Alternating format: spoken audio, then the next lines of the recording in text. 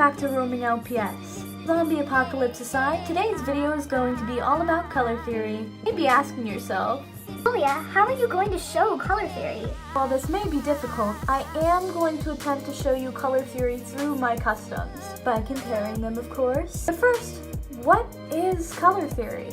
I'm going to place the definition right here so that you can read it first.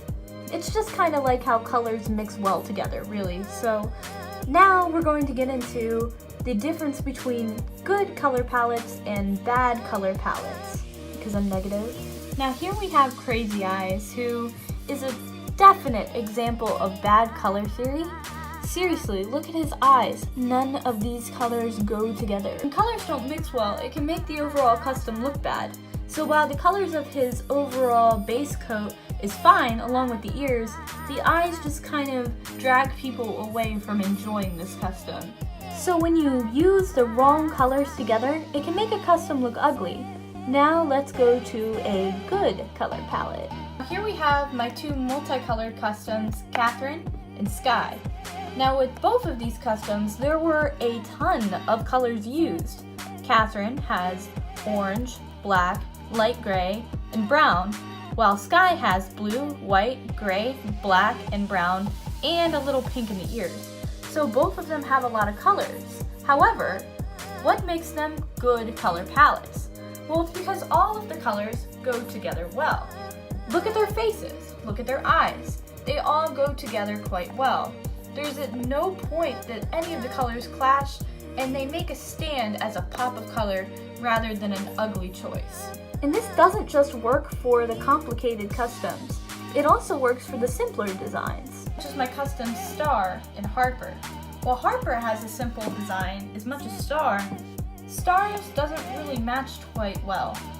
Although the colors go together, it isn't exactly defined, and Harper's is just better because it looks more natural compared to Star's, and the colors work a little bit better. So even in simple customs, this is apparent. I'm going to start out with colors when painting that just aren't too far away on the color wheel, such as, well, pink and red. Those go together quite well.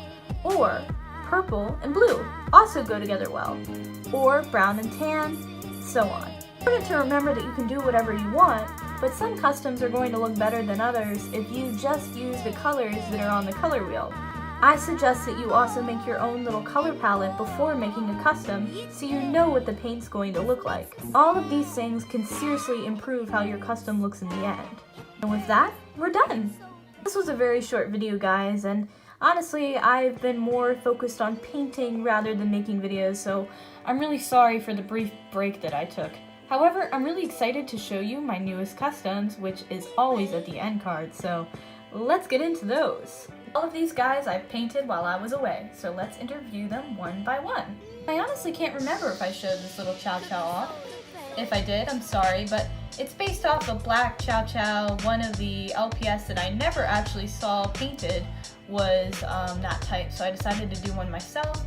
I think she turned out really cute. I think the dots were a cool idea, so let's move on to the next custom that I painted after her. The Star, and as you probably could have already guessed, I don't really like her.